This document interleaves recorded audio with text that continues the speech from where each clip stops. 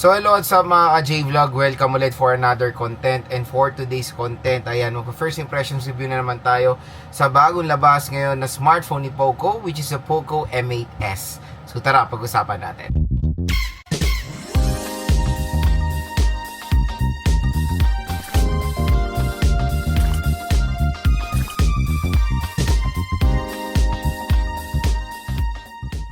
Idol, for today's video, pag-uusapan natin yung bagong labas ngayon na smartphone ni Poco.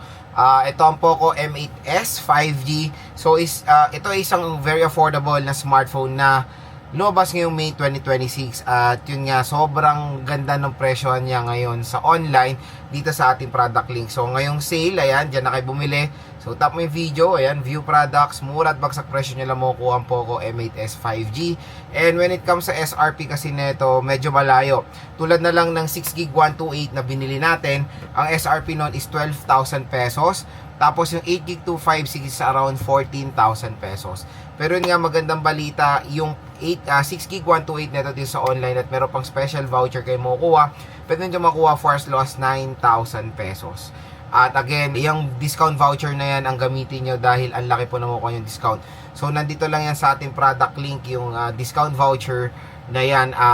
Pag click nyo yung link, magge-generate na yan automatically upon checkout. And meron tayong yung 8GB 256 around 10,000 to 11,000 pesos. So napakamura for a 5G smartphone. And again, yung SRP niya na sinabi ko kanina, there's a possibility yan na pwede nyo makuha ang price sa mall or sa mga offline stores. Kaya parati ko pong pinupush na dito kayo bumili sa ating product link para makuha nyo ng sobrang mura lang po ang Poco M8s 5G. So again, for this video, hindi po to full review. Ito po ay first impressions review sa mga bagong labas smartphone kung saan pwede tayo magbigay ng saloobin sa specifications sila kahit wala pa po yung smartphone. Kumbaga yung price, specs, and availability, and of course, mag-offer tayo ng mga discount vouchers para sa inyo ngayon dito sa Poco M8s 5G. So binili ko na yan, in-order ko na yan, syempre para makasabay din kayo sa sale at ang laki na makukuha yung discount. Sayang naman kaya ginawa ko na agad itong video na to. Usually up to 2,000 pesos off ang pwede nyo makuha dito sa Poco M8s 5G. For the specifications nito, una natin pag-usapan yung kanyang display. Sa screen kasi meron siyang 6.9 inches Full HD Plus 1080p resolution with the refresh rate na 144Hz refresh rate. Diba? Napakataas. And yun nga, ang pinagkaiba niya sa Poco M8 Pro 5G is curve po yun. Ito po flat display. And I think iba is mas ipi-prefer din yung ganitong display quality ng device ngayon dahil iba ayaw na talaga sa curve, mas better na yung flat display para sa kanila. Ito, the sad part dito, hindi po to AMOLED, it's IPS na mas better of course yung Poco M8 Pro 5G. So ito is IPS LCD na kumbaga sabihin na natin nasa budget side ng mga 5G devices. Yun lang talaga yung isang nakakalungkot dito, it's IPS siya. So OS out of the box, naka Android 15 po ito with HyperOS 2, pero syempre pwede ito ma-update sa Android 16 with HyperOS 3. Sa chipset, meron siyang Qualcomm Snapdragon 6S Gen 3 processor na 6 nanometer octa-core CPU siya with a clock speed of 2.3 GHz and sa GPU naka Adreno 619 po ito. Meron siyang dual rear camera system. Yung main camera niya is 50 megapixel, secondary is auxiliary lens. Pagdating sa front facing camera, it is 8 megapixels. Pagdating sa speaker, I think single speaker siya, at pagdating sa battery, meron siyang 7,000 mAh na removable battery with 33 watt fast charging rate. And pagdating sa protection, it is protected ng IP64 water and dust resistant. Naka J-Vlog, nalalaman nyo na yung price, specs, and availability, and of course mga discount voucher dito sa Poco M8s 5G. Next is bibigay ko sa inyo yung first impressions ko dito sa smartphone na to. Again, this is a first impression. Ito po ay sa loobin ko based sa kanyang specifications. Kahit wala pa po yung actual unit, pwede tayo magbigay ng opinion agad-agad sa mga smartphones kasi very familiar naman tayo sa mga specifications ng mga yan. So yun nga, si Poco M8s 5G, dun pagdating sa display, all goods naman yung screen size niya, all goods yung kanyang refresh rate, yung nits of brightness. The sad part doon yung kanyang display quality kasi IPS po yan. Usually sa mga ganitong presyo, even yung mga 5G rin na mura, Poco M8 5G, AMOLED po yan. Pero dito, it's not AMOLED po mga idol, it's IPS LCD display. na siguro mas bumabagay siya sa mga kalaban niya na mas affordable 5G device. Pero mas mahal kasi ng konti to, even for the SRP. Usually yung mga ganyan na 5G dapat na dyan is nasa 7,000 pesos ish for the IPS LCD tapos 5G device. Pero again, the screen size, it's all goods naman dito sa smartphone na to. Next, yung operating system. Nakaka-disappoint na yung operating system. I know meron siyang update for Android 16 and HyperOS 3. Bakit hindi mo agad HyperOS 3? I don't know kung dito lang sa spec sheet yan. Tingnan natin sa unboxing natin kung naka-Android 16 na siya out of the box or naka-Android 15. Pero syempre, matik meron po itong update sa Android 16.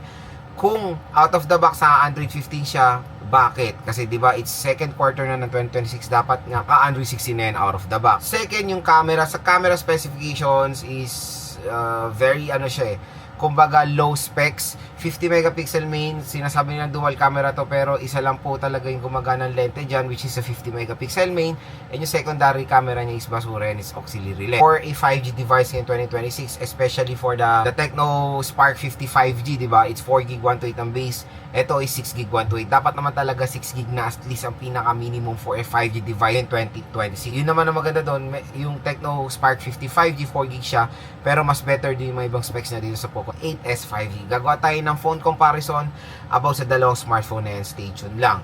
Pero yun, sa camera expect nyo, siya, parang very basic lang na camera yan. Walang ganong kumbaga hype sa camera ng Poco M8s 5G. Next is the speaker. Sa speaker, maganda naman yung volume niya, is up to 200% volume.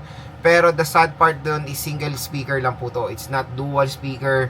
So, dun lang tayo magkakatalo. Kaya titignan din natin yan sa review kung maganda nga ba yung overall balance ng sound nito kahit na single speaker lang po siya. Pero pinaka solid dito sa Poco M8s 5G, legit yan, is the battery. So 7,000 mAh battery capacity. I think for the Poco M8 5G mas mababa yan. So ito yung ino-offer ngayon ni Poco na 5G pero merong solid na battery capacity. Kumbaga yung dalawang specs nito bagay na bagay sa mga motor taxi riders natin, like yung mataas na battery na matagal malobat, kasi yan usually nahanap ng mga consumers natin, especially ginagamit nila for their work. Naghanap sila ng makunat na battery capacity, which is mapoprovide naman itong Poco M8s 5G. Next dito yung screen size. Syempre pag nagna-navigate ka, mas gusto mo mas larger yung display, ito mapoprovide din ng Poco M8s 5G para sa inyo. And yun, hindi lang mga natin, mga delivery riders, I think overall ng consumers, yan naman ang hinahanap, yung meron malaking battery capacity sa isang device, which is ma-offer naman ng Poco M8s 5G. 33 watt fast charging siya. For its price, medyo mababa. I think yung mga iba offers 45 watts, pero balance iba kasi 6.5, 45, ito 7K 33 watts. So kumbaga pag sa 7K 33 watts, I think mo full charge ito na mga 2 hours siguro sa agaran for 33 watt fast charging rate capability. Water protection, it is protected ng IP64 water and dust resistant. Again, hindi po siya pwede masubmerge sa water.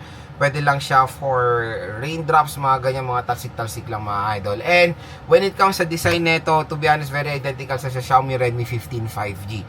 Ito siguro yung counterpart ng Redmi 15 5G sa Poco smartphone series. So yun mga ka-J-Vlog, ang ating first impression so far dito sa Poco M8s 5G. Kung interested kayo bilhin na itong smartphone na to, ilalagay ko po yung product link yan dito sa ating video. Nasa buong video lang yan, minsan nandito sa baba, lulubog lilitaw yan.